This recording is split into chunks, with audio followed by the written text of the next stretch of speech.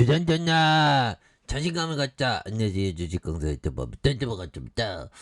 자, 성일하이텍 월선화에서 양선으로 굉장히 좀 세게 올라와주는 이런 어떤 모습이 보여주고 있고요. 그래서 자, 특징에 대한 부분 이런 부분 살펴보면요.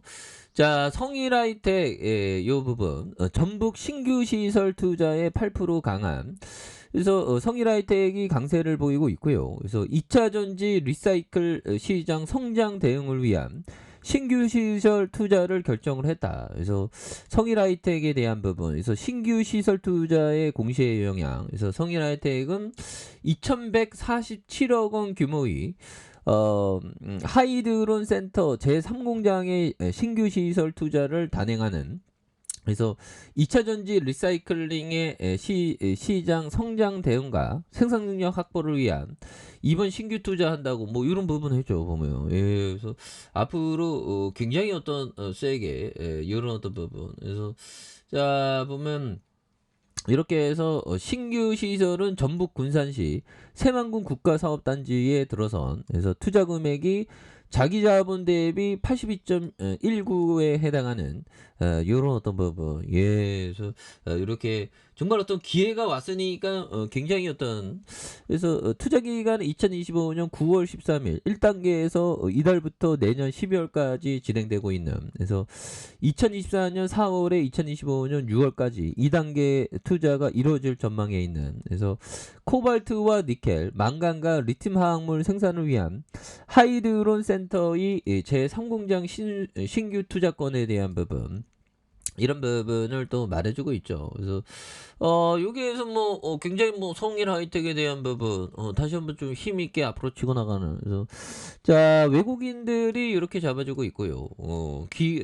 개인들이 이렇게 잡아줘요. 그래서 성일하이텍은 보면 또 굉장한 어떤 기업이지 보면.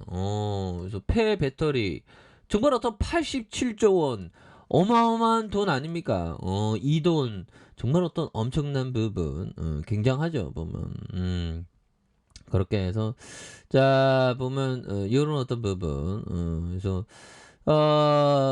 자 이런 부분에서 자 보면 배터리 시장이 87조 원까지 성장할 수 있다는 전망, 이런 점. 그래서 SNE 리서치는 글로벌 전기차 폐 배터리 시장 규모가 2020년 4천억 수준에서 2040년 87조 원까지 성장할 것으로 전망하고 있고요. 그래서 전기차 시장의 급성장으로 배터리 양이 크게 늘어나면서 배터리로부터 주요 광물들의 추출해서 재활용하거나 재사용하는 시장이 크게 성장할 것이라는 이런 점을 또 말해주고 있죠. 그래서 국내 대기업들이 폐 배터리 시장 진출하고 있는 점, 그래서 이런 부분. 그래서 앞으로 폐 배터리에 대한 부분은 굉장히 어떤 늘어나는 그런 어떤 부분을 또 보여줄 것으로 생각하고요. 주가 있으면 막 나가잖아 보면. 다시 올라가지 보면. 시총 얼마야 보면.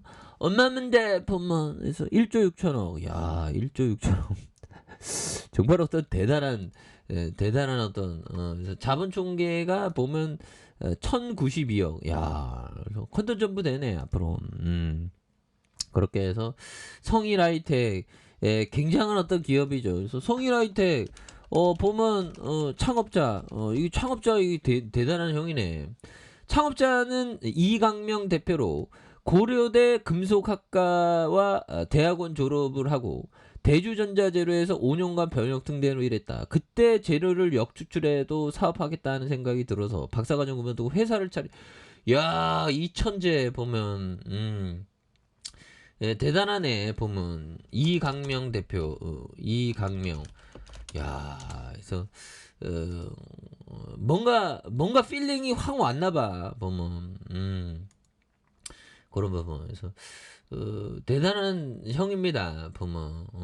그래서 뭐 이렇게 이거 뭐 보면 정주영 형도 뭐 자동차 시대가 온다. 그래서 자동차 딱 하고 자동차 시대 왔잖아. 그래서 대단한 강명희 형 대표 폐금속에 20조 원 미래 봤다. 그래서 2차전지 재활용 기업 성일하이텍이 증시 입성에 도전장을 내밀었던. 그래서 시가총액이 5천억에 달하고요. 금속공학의 외길을 걸으면서 자칭 뼛속까지 공대생.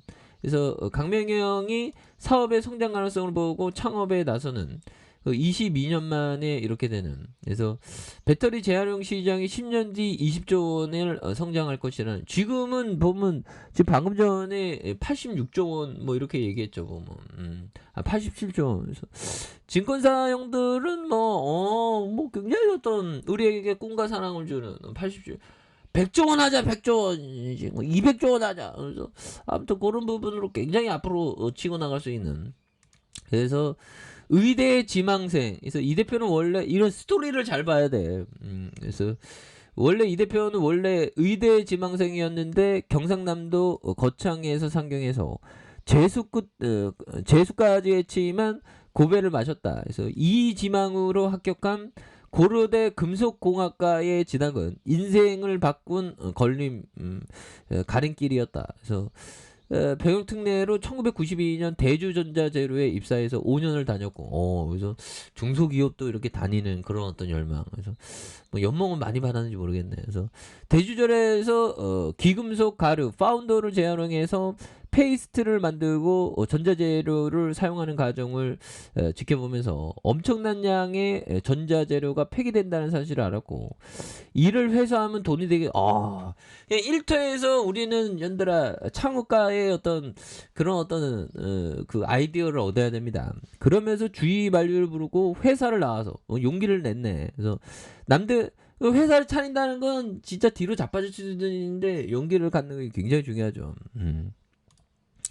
그래서 남들이 안 하는데 그만두는 이유, 한마디로 큰 돈을 벌리지 않았다. 그래서 기존 기업들이 전자재료 폐기물 사업에 떼어지지 않는 이유를 깨달았을 때 위기의식이 엄습했다. 그래서 이런 위기의식은 오히려 기술 개발에 매진하는 원동력이었고, 그래서 때마치 사업부와 환경부가 추진하는 국가 기술 사업 개발 사업에 덕을 크게 좀 봤던, 정부가 좀 도와줬네. 그래서 이런 부분 초반에 휴대폰에 폐기되는 전자재료를 수거해 매출을 올렸지만 영세한 수준이었다. 그래서 재료를 뽑아 기술이 부족해 1차 가공만 했기 때문이다. 그래서 배터리 파우더를 가공해서 벨기에 기업인 유미코아에 납품을 했었던 이런 어떤 부분에서 이런 상황에 코발트와 니켈 관련된 국책 가제 사업은 큰 힘이 된. 그래서 이 대표는 당시 중소기업을 연간 10억 원 규모의 개발 자금을 감당하기 어려웠는데 국책가제 덕에 기술 투자를 할 수 있어 성장 기반을. 정부에게 참 해야 되는 고마운 마음이 묻어나네요. 그래서 약 8년 만에 2008년 삼성 SDI의 수주를 따는. 그러니까 지금 뭐 보보 형들아 지금 어마어마해요 가치가. 그래서 어느 순간에 1조라는 이게 천문학적인 돈. 현들아 지금 1조 6천억입니다 보면. 와. 그래서 야 우리도 그럼 뭐 현들아 회사 때려치고 창업할래? 뭐 그런 느낌. 나 창업을 아무나 하는 거 아니죠. 이 대단한 형이네. 그래서 자 윗세계들이 추세 굉장히 땄고요. 잠시 눌려주고 있지만 여기에서 다시 턴어라운드 될 수 있는 가능성 굉장히 많다. 뭐 이렇게 좀 말씀을 드려보도록 하겠습니다. 자, 아래 카페에서 전방 확인하시고요. 자, 구독하기 알람 설정까지 하셨던 모든 분들 감사합니다. 사랑합니다. 축복합니다. 네, 고맙습니다.